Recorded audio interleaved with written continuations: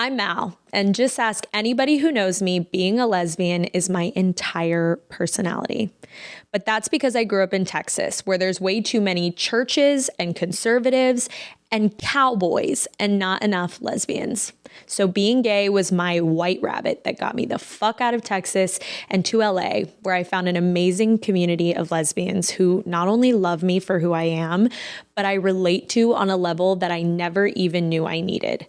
So with this podcast, I'll have a different guest on every single week, and we'll have conversations and share stories and talk about things that I was so desperate to hear when I was alone and still in the closet. I also want to note that this is a project that my girlfriend Matilda and I have created together, and every single hand that's touched this podcast is a part of our LA lesbian community. With that being said, I hope our show brings you comfort and community. Welcome to Made It Out.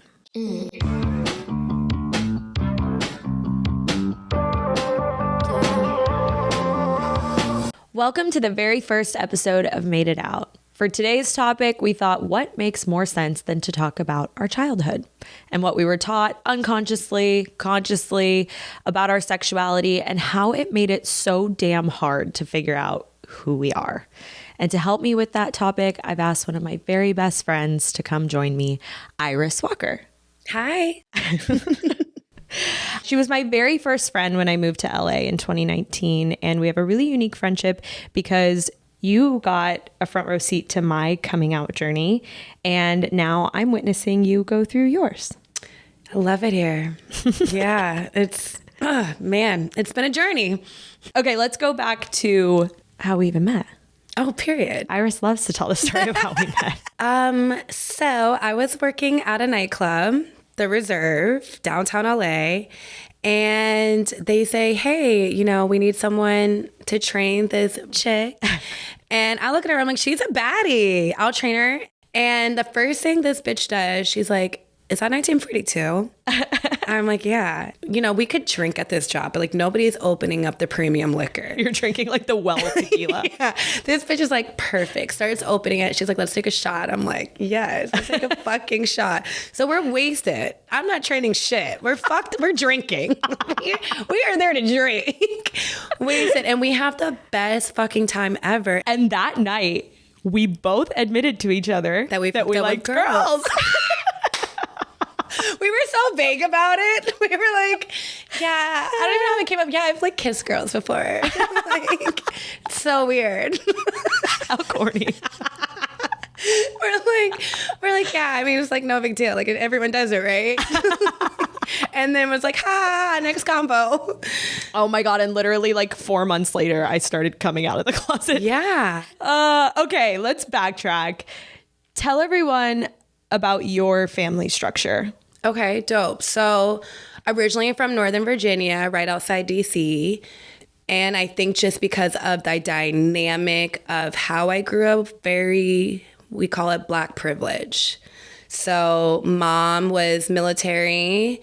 She also worked for the White House, prestigious family. Dad was the best, I don't know, it sounds weird being the best band director in Northern Virginia, but he conducted the National Army Band. So it was a big deal. And he was very well known in our community. And we were also the only Black family in our neighborhood. So I was influenced for more of white culture than Black culture. Did you grow up around any gay people? My dad, it's actually his cousin, but we called him our uncle. He was a fabulous gay man, and he was around our family all the time. I was always obsessed with him because he was just big and large and lavish. So he was celebrated and accepted within your family? Yes. Yeah, I pause like that because it's looking back at it, there was a stigma of even him being around within our family. My dad would make jokes and do hand motions to be a gay man, or make references and say use the F word. And I never really looked at how fucked up it was until as I got older and would call my dad out and saw some of these backwards thinking that he's kept with him. And I didn't have any, I never saw anything about lesbians. I also think my family just thought that was kind of a joke. You're never really a girl that likes other girls type things. I mean, that feels almost like it's coming from a place of misogyny too. We're taught women and man. And then with gay men, it's still you're worshiping the man, or men. And so when it's two women rejecting all of anything that has to do with men, then it becomes this thing of, oh, well, that can't be real. That has to be a joke.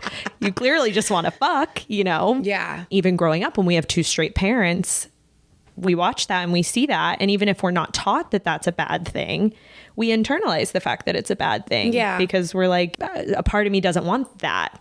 And so you're automatically taught to shame and to hide and to do things maybe in secret to explore that. Oh, I mean, 100%. Like, I think if both my parents' personality / the way they reacted to things was of my mom, I think I probably would have explored being with girls earlier or more felt safe in an environment to talk about it.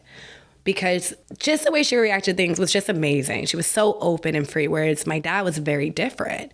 He made me, like, when I didn't know what sexuality really was. But, when I think back at it, like, okay, I did like girls. I had to have. There were signs of it. You know the story of when I had my size Barbie doll. I love this story. It's so embarrassing. This is my favorite story. But it's like... Tell the story. Okay. I was definitely very obsessed with Barbie dolls. Had everything you could ever think of. My grandmother bought me the My Size Barbie doll. And the bitch was cute. How big was the My Size Barbie doll? Like 3 feet tall? Probably. But I always was tall, so I was definitely taller than her. Okay. But I dressed her up, like we would go on full on dates. I sound so psychotic, bitch, and I hate you for bringing me on here to tell these stories. But we would go on full on dates. I would turn the lights off. I would put the TV on. Mood. We'd be at a drive-through movie theater in my fucking head. And we'd be at a date, and it would be slowly like, And then it's like, all of a sudden, I'm like on top of the Barbie doll, like making out and humping. And I'll never forget when I was caught, it was, my mom caught me the first time, because there were several times.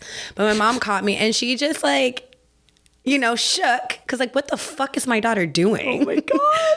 And I don't even think it had to do with my daughter could like girls. It's just like, sis, you were acting out a whole scene. You were acting out a whole scene. This is a little weird, baby. Yeah, honestly, the fact that the Barbie was a girl is the least weird part of this story.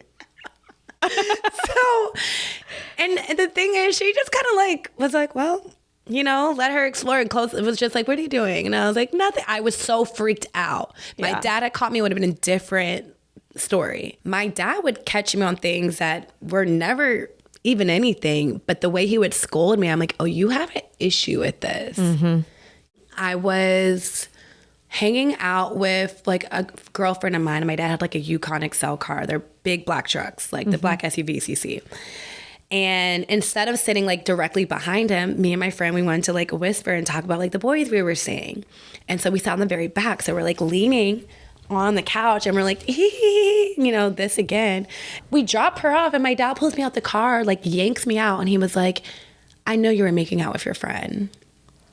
And How old I'm are you? Probably my freshman year in high school, because I stopped hanging out with that girl by my junior year. So I think it was my freshman year. But that was one thing where, just like you said, kind of seeing the way my dad reacted to, if I could have been a lesbian or into girls, it was so shameful and embarrassing for this big title of our family. It was embarrassing of the family. So this is right as you're probably starting to explore that stuff behind closed doors. Yeah. And in public, you're getting shamed for things that you're not doing. Yeah. While knowing that you're doing it behind closed doors. Yeah. But my closed door things, I think we're just more touching myself and, like I told you, I started with humping of the Barbie doll. Then we transition into me being on the internet and looking at sex stuff, then like, okay, what is this like to actually meet with a girl? Mm-hmm. But then it's funny because I look at first grade. I think I was telling you this of a story where at my private school, we had a pass to go use the bathroom, and it was almost like me and this girl had this thing. We'd be like, let's go to the bathroom together. Let's go to the bathroom together. And we would leave, go. I would take one pass. I'd stay there, and the teacher would forget who had the pass, and she'd meet me in the bathroom, and we'd go and kiss in the bathroom stall. Okay, this is very normal. I just found out. To go kiss in the bathroom stall?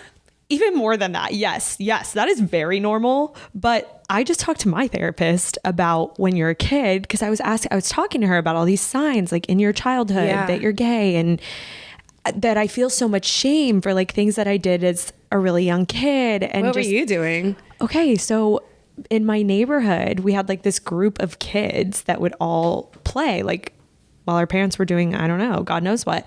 But I remember like this specific memory of being at this girl's house with girls and boys, and we were all in a closet touching each other. Pee-pees. Pee-pee. Pee-pees. And like, it's just weird. Like, do you even remember the convo? No. Because when I think about it, I feel like me and this girl exchanged no words. It was like, let's go to the bathroom. Like, we knew. And I think it was just like, let's kiss. And just what we saw on TV. Apparently it's called sex play, and kids do it, and it's very normal. But that's like from a young age how I knew that I liked girls. Like very, very young. That it's normal. It's very normal. She taught me that, not to feel any shame about it, because I've harbored that. It took a lot for me to tell my therapist that, because I don't know. That's just like when you're a little kid and the innocence, and you feel, okay, that makes sense. And she says like Western culture really makes that, like it's really stigmatizes it and puts a lot of like misogyny onto that and nastiness onto that, but that's a very like normal developmental stage in life where you're just experimenting and kind of figuring things out. And I think that's like how from a young age I knew that, okay, yeah, like I want to touch the girls more than I want to touch the boys. Yeah. But then as you grow up and as we're kind of conditioned, it's like, oh no, okay, that's not something I should be doing. And then you internalize all of that, and we just feel this shame, not knowing why we feel all this shame. It's pretty crazy. This is bringing up like just so many memories, but it's like when I would go in the bathroom with her and we'd kiss, I remember I got caught, and I was just like, please don't tell my family, please don't tell my family. But I remember her coming in the bathroom, and I like jumped on the stall so she wouldn't see my legs. I was pretty smart. Yeah. She's like, I know two of you girls are in here. Open up the door. And we open, and then we're like, he. And I think she knew. And like, I wonder today if like she told my family, and maybe that's been the stigma my dad has had in his head forever. Like he had seen all these like signs and markers. I would love to put him on here and be like, what signs was I giving? Call him up. Call him up. I'm sure these would be followed by the naked girls all over your walls. It is interesting. I look back at times, again, hiding. Like, I'll never forget, we had our spring break, our senior spring break. We went to Ocean City, and it was like the first real out lesbian that I met in high school. Oh, wow. Gorgeous girl. And at this time, I had a tattoo on my vagina because I got it at a very young age, 15. And like, what was the tattoo? Oh, I hate you. It's a crown. Of course. It's a crown on my vagina. But it's like to the side. So like, you know, when I wear my little bikini bottoms, it would show.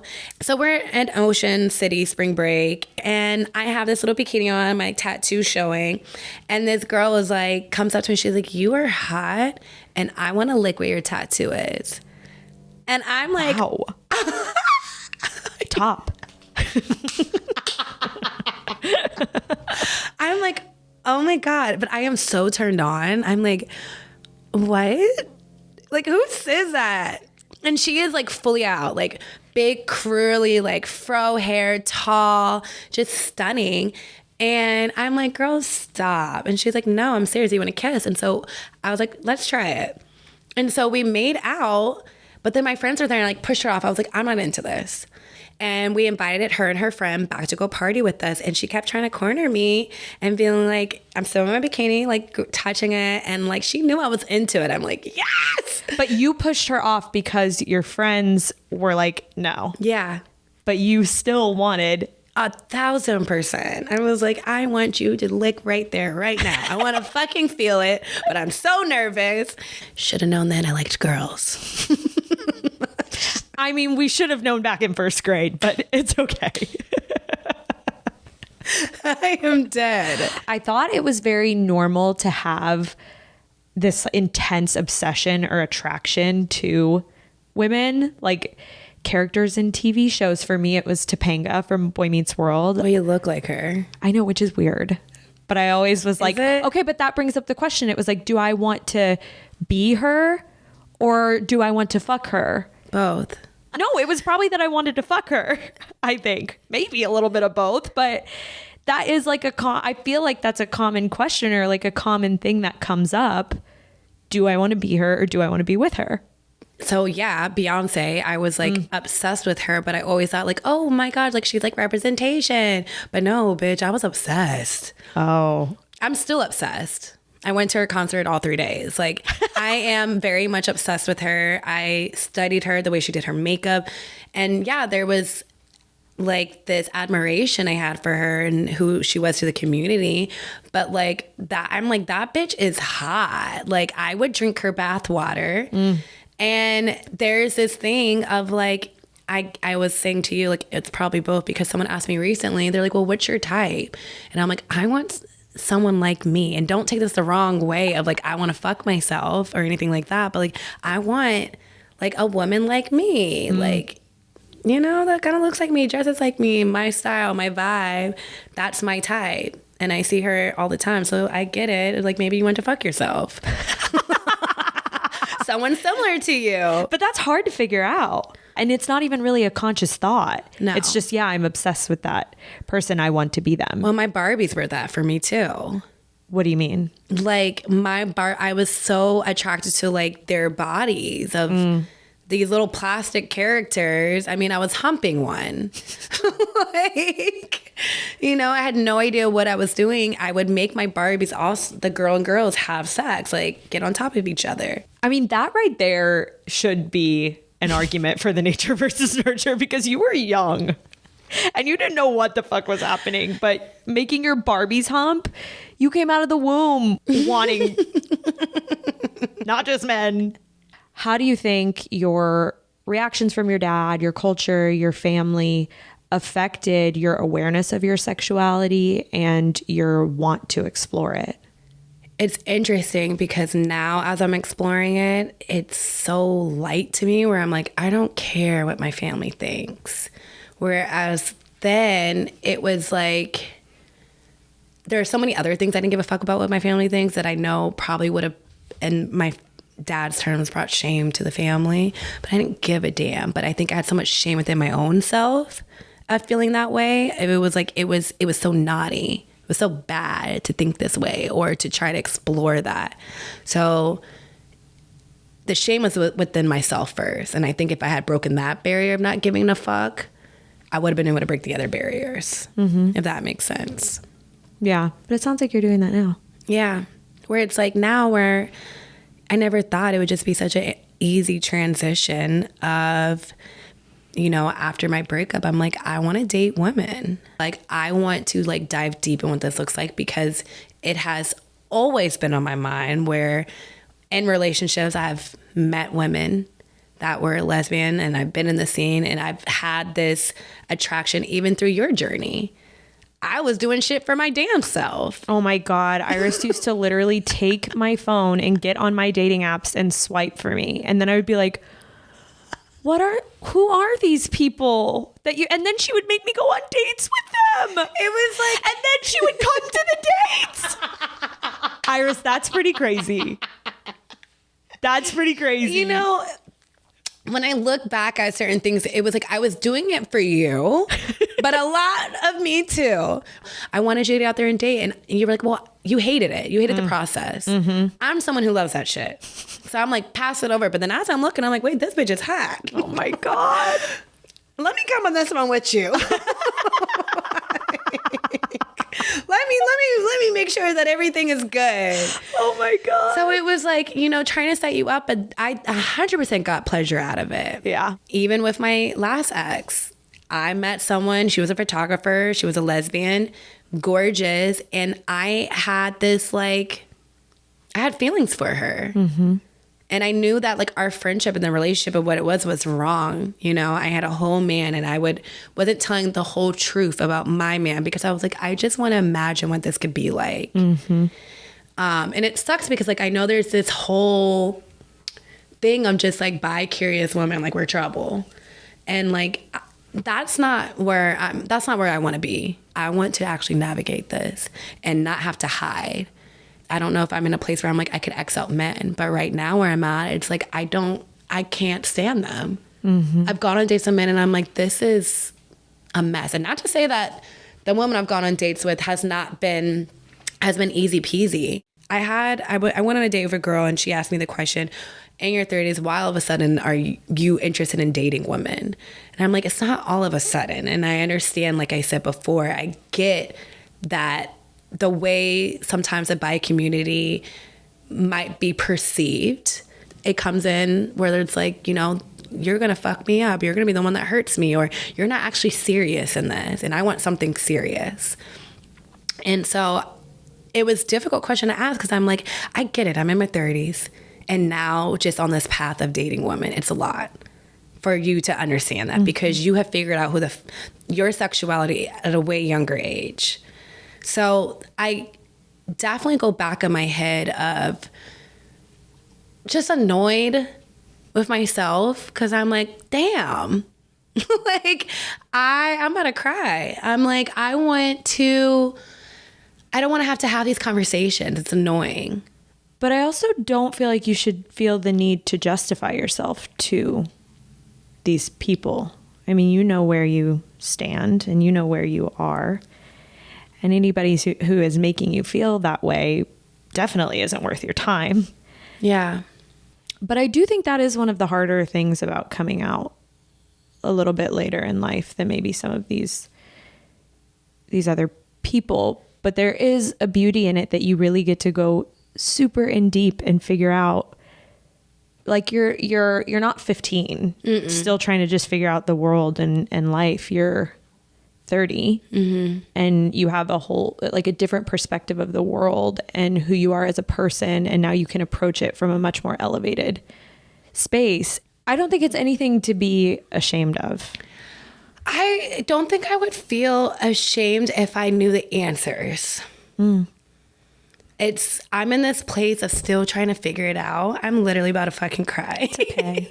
But I'm in this place of like still trying to figure it out where it's like, if I was talking to someone, they asked me this, like, okay, well, you're in your 30s and maybe you don't have this, that, and the third. I'm so confident in myself where I'm like, I don't give a damn. I know that I have this, but it's like, people are asking me these things where they're valid questions. When people are asking like, why are you don't know if you're a lesbian or you don't know if you're dating girls and you're in your 30s, like, that's kind of, I don't know if I want to entertain this. Okay, but to those people, I would ask, are you happy in your job? Are you happy in your family life? Are you happy in all of your friendships? Because if you're not fully self-actualized in all of those fucking places, because these are all identity aspects. Yeah. Don't come for me. Don't fucking come for me just because this one part of me, because of the conditioning and the things I went through as a child, or the things that I was taught because of a part of the world I grew up in, or a culture I grew up in, or whatever. Yeah. Plug in anything. You didn't get the chance, just like I didn't get the chance. I grew up in Texas. I didn't get a fair chance to, when I was doing sex play at a young age, like get to explore what that meant, because immediately it was shut down. And so then at 30, thank God. And you know what? It should be a thing that we're praising. Thank God you're here. And thank God you're figuring this out. Because if not, you would have to live a lifetime of hiding and shame and secrecy. And in a way, I think it should be spun to like, good for you, because it takes bravery to be able to do this at an older age, and to be able to go against the grain and go against the norm and go against what society says is right or whatever, and say, you know what? No, like, I know I'm a little late to the game, but here's what I'm going to do. And anybody who can't see that, I just don't think is worth even I agree. being in your... Girl, I fucking agree. If you could give one piece of advice to someone who's going through what you're going through now, what would that be? Be patient with yourself.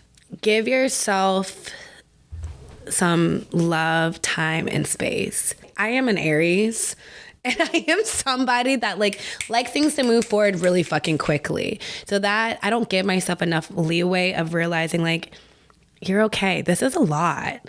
Like, you are going through so much of just, you thought you knew exactly who the fuck you are, and realizing, okay, you still, that doesn't mean that you don't know who you are, but you're adding different elements to it. It can just be a lot in terms of pain. It can be a lot of being upset of, you know, where you came from. It could be upset. You could be upset with yourself of, you know, why didn't I get to this space a lot earlier? Why have I been suppressing of who I am? So patience, I would say, is number one.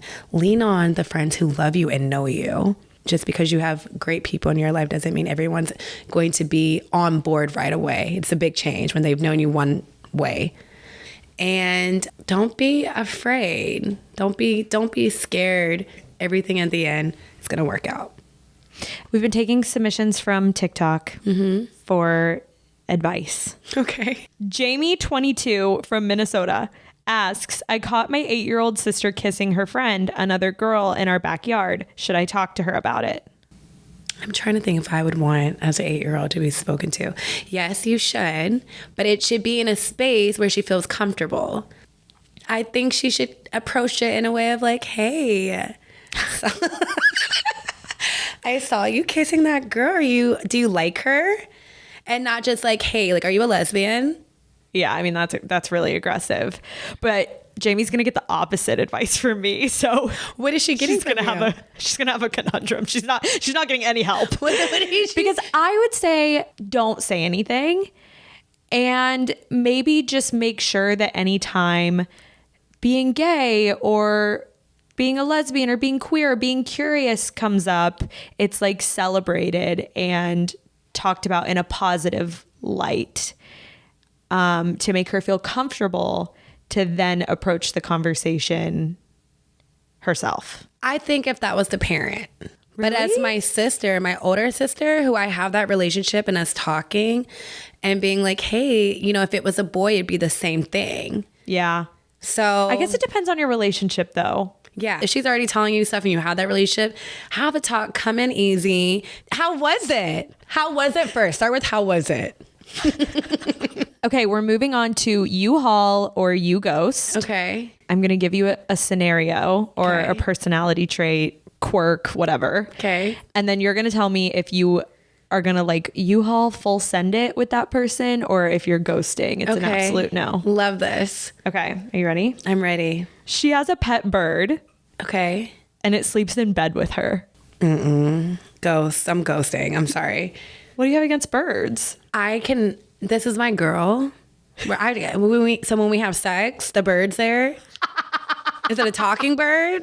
Would that change the answer if it was a talking bird?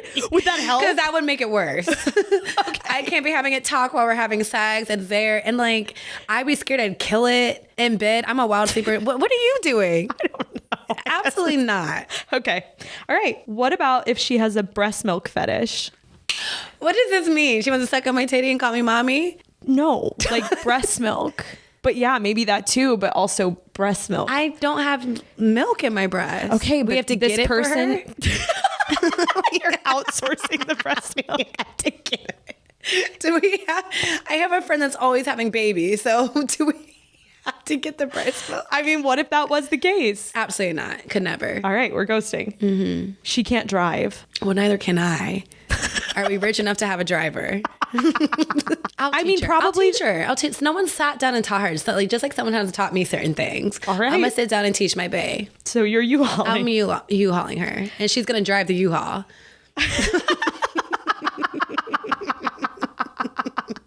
Her apartment is filled with dead plants. No, that is like that speaks volumes, because it's like, if your plant is dead, is your soul dead? Bitch, you had some dead plants in your house. You have killed a couple plants. And my soul was dead. Fair. Actually, you weren't going through the best time. I was going through it. It speaks volumes on your life. And I'm in an era of trying to heal and grow. So I need your plant to reflect who you are. That's fair. Yeah. So we're ghosting. Oh God, this one's nasty. She only drinks Bud Light. No water. She never has water. She never I think it just means when you go out, she only drinks Bud Light. But I mean, that's another extreme. I would hope that you're ghosting someone who only drinks Bud Light and never has water. But I think this just means like when you go out to eat and you're like at a fancy restaurant, like you go to Nobu. You think I'm gonna ghost her because she only drinks Bud Light? I don't know. That's the question. No, we're U-hauling. I kind of like the smell of Bud Light on her breath. Wow, that is grungy of you. I was not expecting. I like it. All right. In conclusion, we're going to do a toast.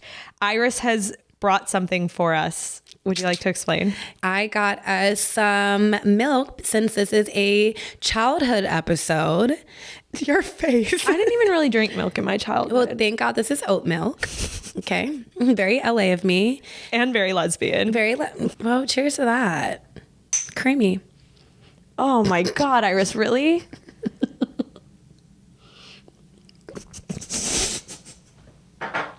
That was fucking gross. Disgusting. Thank you so much for listening to today's episode. To support lesbian content, rate, review, subscribe, follow. And you can find our guest at Iris Walker, our show at Made It Out Podcast, and me at Mal Glowinky. This podcast was produced and edited by Matilde Jordan and worked on solely by lesbians. So send this episode to every single person you've ever met to spread the gay agenda. Hump me harder, babe. Scissor me all fucking night. Love's fire finds its place.